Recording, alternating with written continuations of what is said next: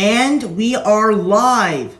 Hello, Instagram world. My name is Nicholas Montez, and you're watching my Instagram/YouTube live stream, Nicholas Montez. Today is New Year's Eve, the last day of 2020. Hi, Rodrigo. Today is the day we're going to be doing a live ranking of all 14 movies that I saw in 2020, from the worst to the best. I'll probably take some questions along the way, because if there's any questions that people might ask, then I will answer them for you. I was planning on, so before we get started with the list, I was actually planning to do this with my mom, but she didn't really want to do it, so, and I couldn't do it with my dad either because he's at work right now, but he'll be back soon. And my sister's at her friend's, she's with her friends, so she can't be here either. But, yeah, so I'm very excited to get into this list. And before we get started, not many of these movies I hate. And I know what you're thinking, there hasn't been a lot of films this year. Well, to be honest, if you look at the list of movies that came out this year, there is sort of a lot. I will say, a lot of people have been praising these movies. Personally, for me, I have too. I'm ranking the movies that I saw this year, all 14 of them. Well, if you double that, yeah, double those fingers. This is the ultimate ranking. I would do this on YouTube, but I don't have like 1,000 subscribers yet, so until I get that, I have to do these live streams on Instagram. And then I send the video of the live stream on YouTube. So that's basically what we're doing.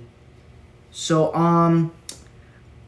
without further ado, I think we should just get into the rankings. So let's start off at number 14. And in last place at number 14 is Trolls World Tour. So for me, I was actually pretty excited for this movie, because I love the first Trolls so much. It's probably one of my favorite DreamWorks movies. Well, you'll hear about it when I rank the DreamWorks movies in June when Spirit 2 comes out. But for me, Trolls World Tour didn't really feel like the sequel we needed. Now, it sort of excited me because it felt like it was going to be like a Avengers Infinity War, hero's journey type. Unfortunately, it wasn't really that. It just mixed in a lot of plot lines for like you had Branch, Poppy, and I forgot that blue guy's name that was played by, I forgot that blue guy's name. But they're all together and they're going like around the like world searching for other trolls. And then it's like you have the weird funky troll looking for other trolls like him. And that doesn't really, like, there's so too much going on that, granted, it's easy to comprehend with, but it's not really something that interested me all that well. And like Barb's story doesn't really make sense. Like, it doesn't make this movie doesn't make any sense to me. So I had a difficult time watching this movie. Now, I will say this. There's a couple things I liked about this movie. First off, I thought the animation worked, especially with like the music when Barb assembled the 6 strings, or when Poppy broke the 6 strings. And that moment where they like start to create music, that scene I really like. But everything else just seemed awful to me, so unfortunately, Trolls World Tour is my least favorite movie of the year.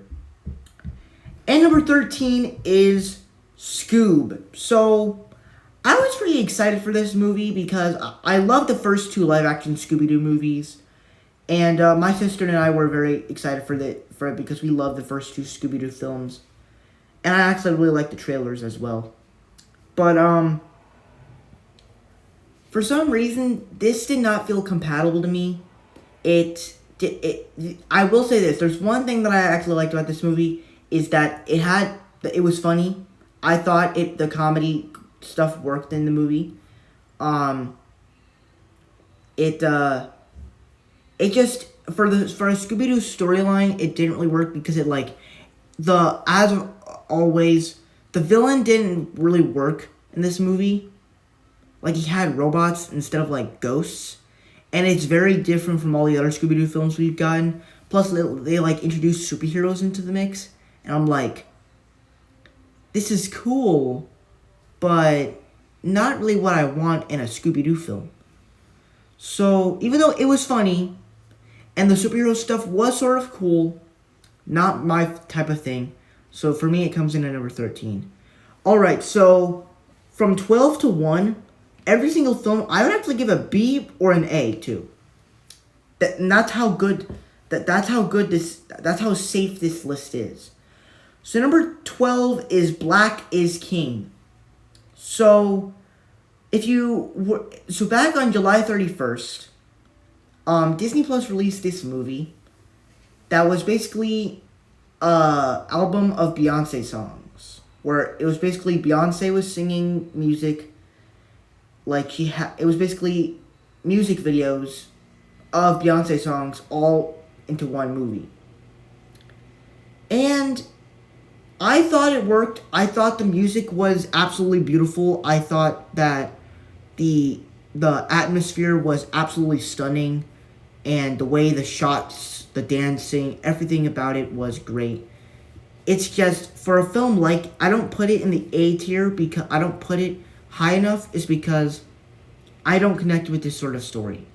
I don't really like films that do this. It's kind of like Fantasia, where it's basically just animated shorts, where it's not really telling a story. It's just animation without a story. It's just beautiful animation coming to life. And granted, even though I like that stuff, it's not something I really enjoy.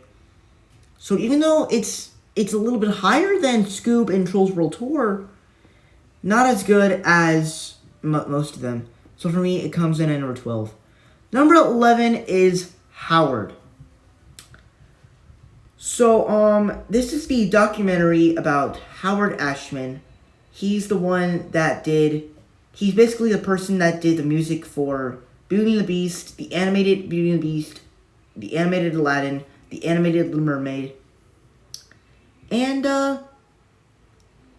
thought the trailers, they excited me, because it made it seem like it was going to be an epic film, especially, well, not an epic movie, but one of the best documentaries, because it seemed like, because not only does it have the Disney stuff of him making the Disney music, but the trailers discussed of AIDS, because I think that's how he died, and I think he was gay too. So I love the trailers to this movie. So but as for the movie itself, I don't think it really worked. Well, I mean, it was interesting than Black is King, but for me, it's not really a movie I would recommend. Well, I mean, I recommend all movies because I want people to get experiences, because people can have different opinions on things, especially for me. But for me, Black is King, not Black is King, Howard it's a good movie. I thought the Disney, when they're talking about the Disney stuff, and the way he won awards for best songs of those years, I thought that stuff worked. But for me, it didn't do anything big. That's why it's a little bit low on the list. But it's still a good movie. I would still give it a B+. So that's why it's on at number 11. Alright, so we don't have any questions. We only have one question. We still have that question from Rodrigo that he asked. But we are going to be entering the top 10 now. And at number 10, I have The Secret Society of Second Born Royals. No, wait. The Secret Society of Second Born Royals. So, this was a Disney movie that I actually did not review when it first came out. I didn't review it at all. But, this was a movie that I actually really enjoyed, that I pretty enjoyed. It's interesting than Howard and Black is King. It's definitely not the best one. I thought the action worked a little bit. Thought the visuals worked a little bit. Some stuff worked. Not everything, but some stuff did. But mostly, it's just a Disney Channel movie. It's not like one of those epic movies that you see from Disney in the theater. It's not like that. It's basically a Disney Channel film. And this, to me, if you watched The Lion Guard, and then you watch this, if you watch The Lion Guard Return of the Roar, and then you watch this, you can see some very similarities, because The Lion Guard is all about Kion, which is the son of Simba, and the girl that leads this team of superheroes, she's basically the daughter of the queen of the land. So, it's basically a human version of the Lion Guard, except it's very different. Alright. Number 9. The One and Only Ivan. So, this was actually one of those movies that I actually watched to feel better about school. Because when school started back in August, I was so stressed out. And if you saw my review for it, I talked about how I was so stressed out. And I thought the first time I saw it, I thought it was a good movie. I thought the way we got introduced to these animals were so good. I love the trailers to this movie. That's why I actually wanted to see this movie. Before the trailers came out, I wasn't planning on seeing this movie. But, it was good. I thought the emotion was good. I thought the emotion worked. I thought there were some very funny moments with the animals. And the casting with, like, Danny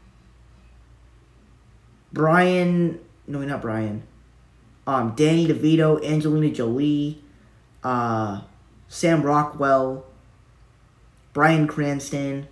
It has a good cast, and they're all likable. However, I just feel like the reason why I don't put it higher is I just feel like that there could at least be something. Like, I wanted there to be something where we can, like, explain where the world is. Like, what this world is. And when when Ivan when he is, like, doing that whole speech thing of, like, describing who the characters are, it's not really the best way to introduce a movie, but I don't really think that worked. So, this was a good time. Definitely good for getting through the first week of school. So, it was a good time. Number 8 is The Christmas Chronicles 2. So, as you guys saw my review for the first one, I was absolutely in love with the first one, and I was very excited for this one. It was a little bit disappointing, but I still enjoyed it, and it still somehow had the magic of the same film, of the first one. I thought that the way the action, the CGI, I thought it actually worked. I think the CGI in this film worked better in this one. Then I thought the CGI in this movie worked better than the first one. I liked how we got to explore. Granted, I was not really the biggest fan of, the whole, like, Santa, the real Santa village. It wasn't as fun to explore to me. I liked how we got to see Mrs. Claus and the new kid into it. I really liked their relationship together. For the bad stuff, I wasn't the biggest fan of the kid from Deadpool 2's storyline. His storyline didn't make sense. How he was naughty and then became a human. Not really the biggest fan for me.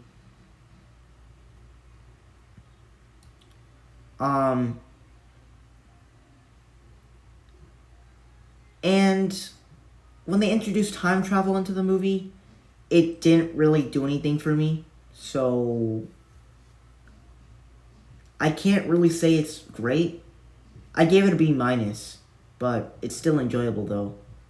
So, yeah, I like The Christmas Chronicles too.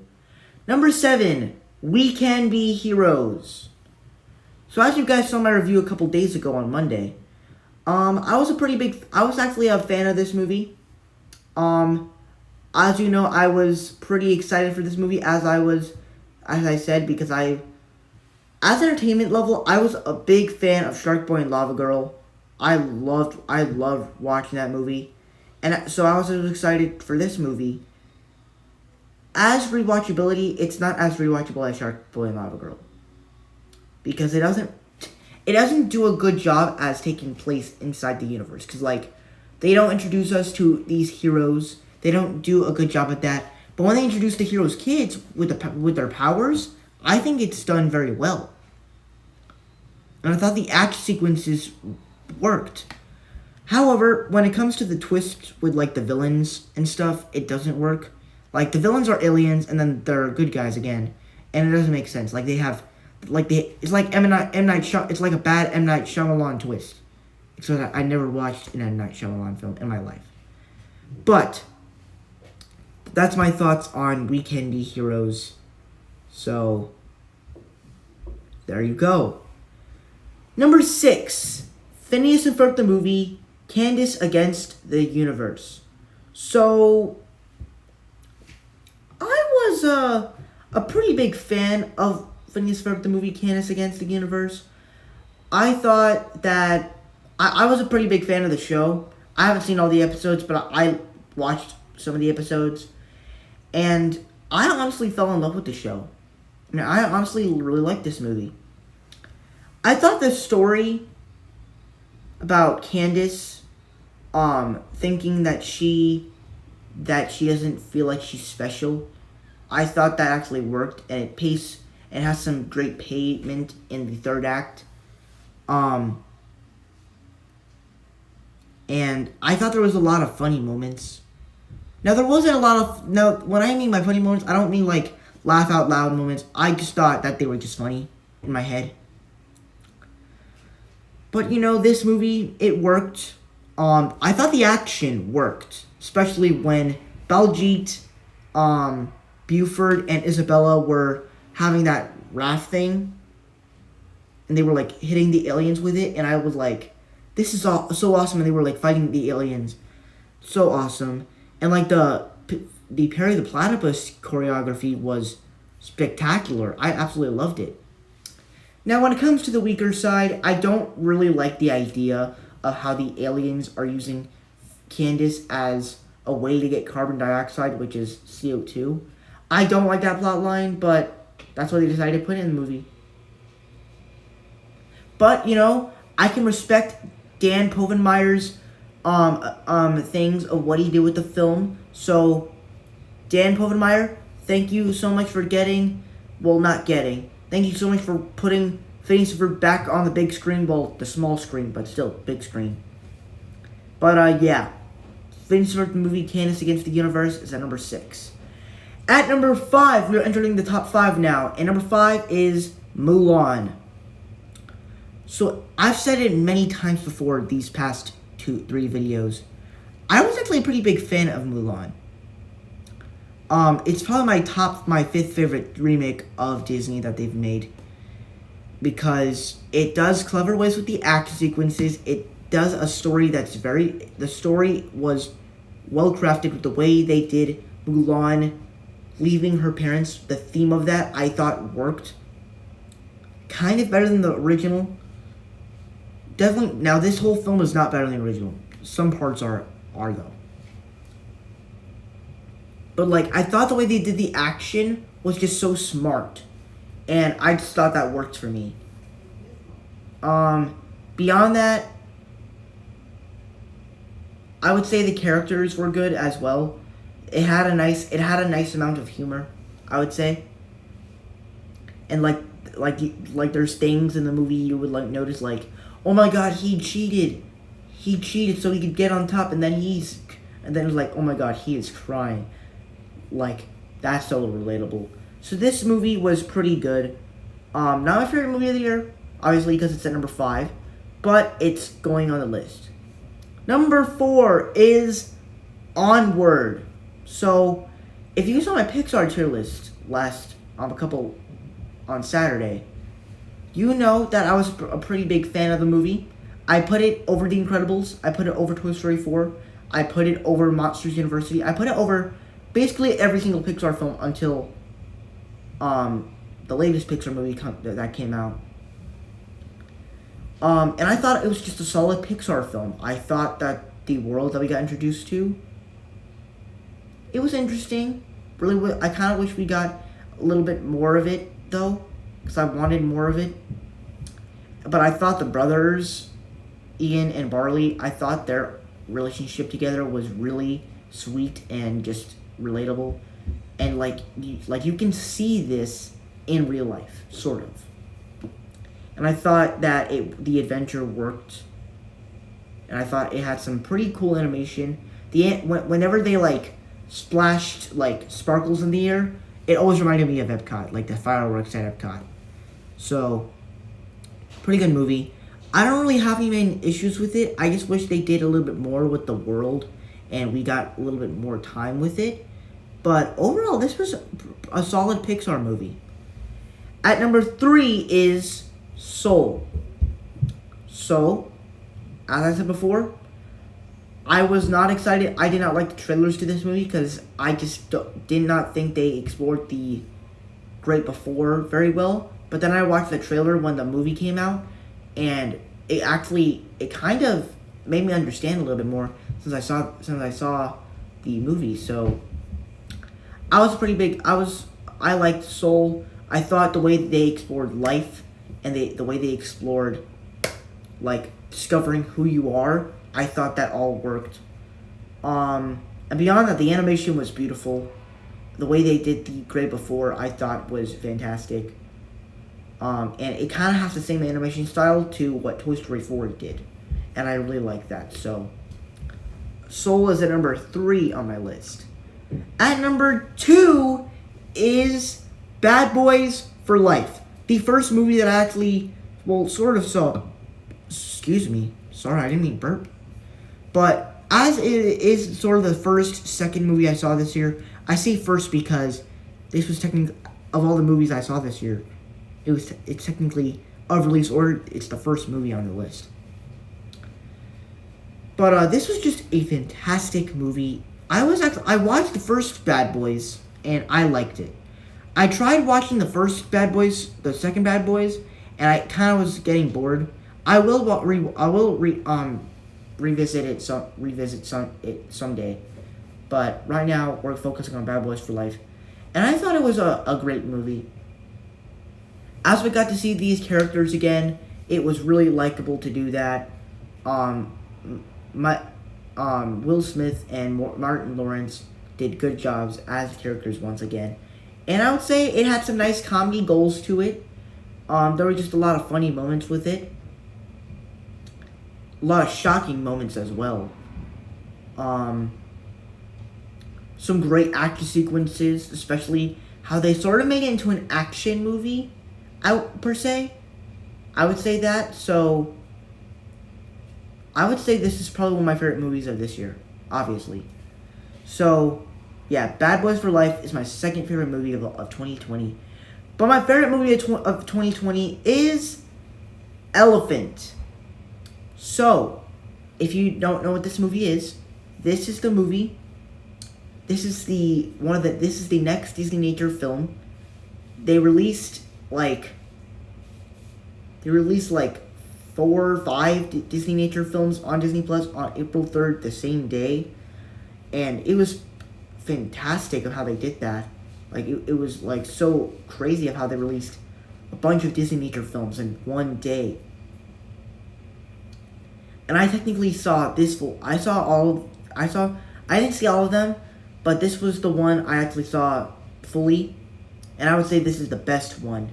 So, I absolutely loved the visual effects, the way they kind of did, where they did the zooming into miles and miles of land. I loved the way they did that. Plus, the way they discovered dead elephant bodies, I thought was handled very well.